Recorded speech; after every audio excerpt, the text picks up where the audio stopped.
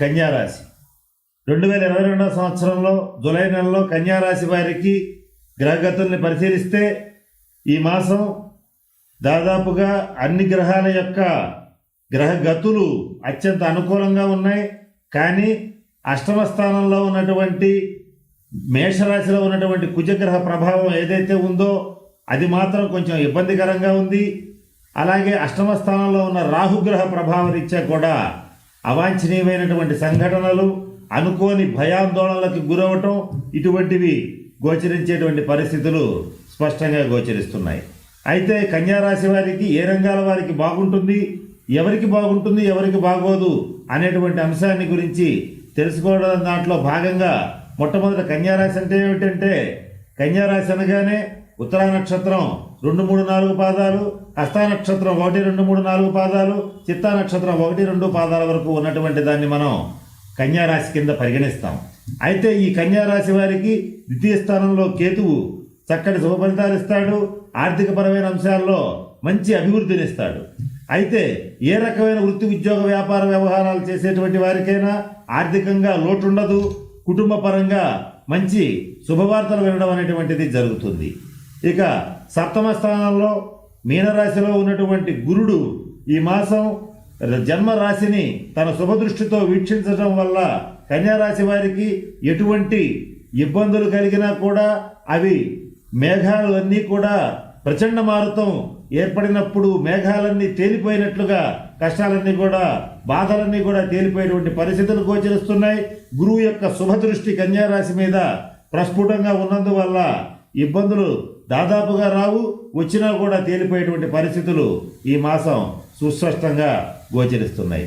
జీవిత భాగస్వామితో గతంలో ఏర్పడినటువంటి విభేదాలన్నీ కూడా తొలగిపోతాయి. చక్కటి అండర్స్టాండింగ్ అనేటువంటిది ఈ జీవిత భాగస్వామితో ఏర్పడేటువంటి పరిస్థితులు కన్యారాశి వారికి ఏర్పడబోతున్నాయి.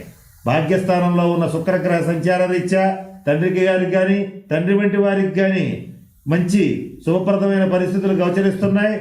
అలాగే భాగ్యస్థానంలో ఉన్నటువంటి శుక్రగ్రహ పరిస్థితి రీత్యా మంచి విలువైనటువంటి కళాఖండాలు కొనుగోలు చేయడం జరుగుతుంది. అలాగే దశమ స్థానంలో స్వక్షేత్రంలో బుధుడు, ఈ రాశ్యాధిపతి అయినటువంటి బుధుడు దశమ కేంద్రంలో ఉండడం వల్ల ఎవరైతే కన్యారాశిలో ఉన్నటువంటి వ్యాపారస్తులు ఉంటారో వారి వ్యాపారాలని చక్కగా అభివృద్ధి చేసుకోవటం జరుగుతుంది. వారి వ్యాపార అభివృద్ధి కోసం, బ్యాంకు లోన్ల కోసం ప్రయత్నం చేసేటువంటి వారికి ఈ మాసం అత్యంత అనుకూల ఫలితాలు ఉంటాయి. ఖచ్చితంగా ఆ రుణాలన్నీ కూడా మంజూరు అవడం జరుగుతుంది. అయితే ఇక్కడ ముఖ్యంగా చెప్పదగిన విశేషం ఏమిటంటే, జూలై 13వ తేదీ వరకు శని మంచి అనుకూలమైన స్థానంలో, షష్ఠ స్థానంలో ఉంటున్నాడు. ఈ జూలై 13వ తేదీ లోపల శత్రుశేషం, రుణశేషం అన్నీ కూడా తీరిపోతాయి. గతంలో చేసినటువంటి అప్పులను తీర్చుకోగలుగుతారు. శత్రువులు వారంతట వారుగా మీకు సరెండర్ అవ్వడం జరుగుతుంది. రహస్య శత్రు బాధ అనేటువంటిది తొలగిపోతుంది. మరి ముఖ్యంగా ఈ శనీశ్వరుడి యొక్క స్థితి వల్ల ఈ మాసం ఆర్థిక పరమైనటువంటి అంశాల్లో చక్కటి శుభ ఫలితాలను పొందగలుగుతారు.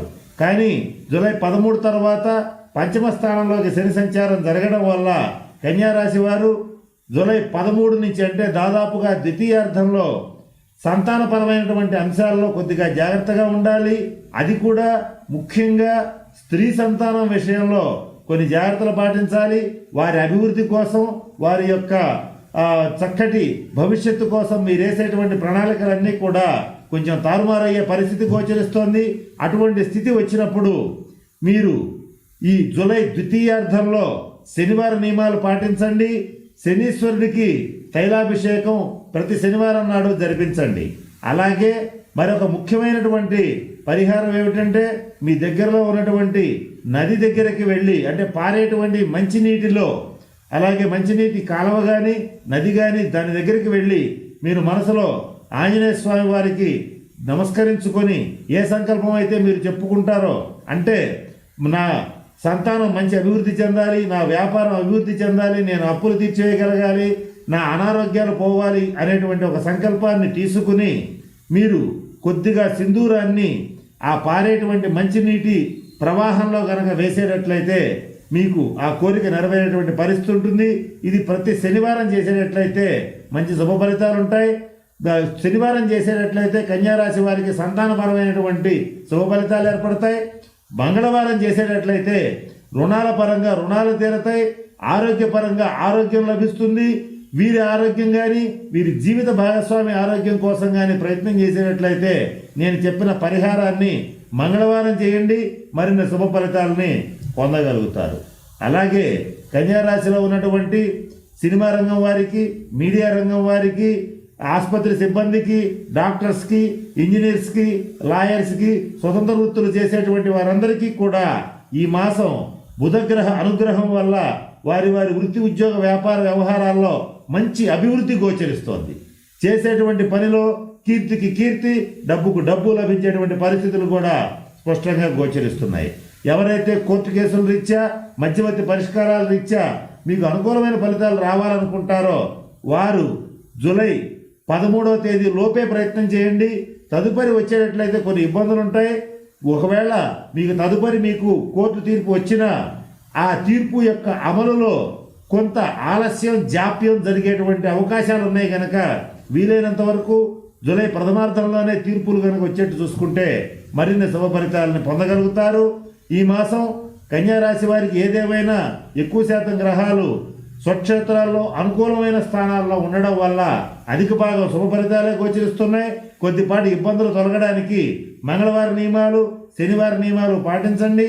నేను చెప్పినటువంటి శాంతి పరిహార క్రియను చేసేటట్లయితే మరిన్ని శుభ ఫలితాలని పొందుతారు.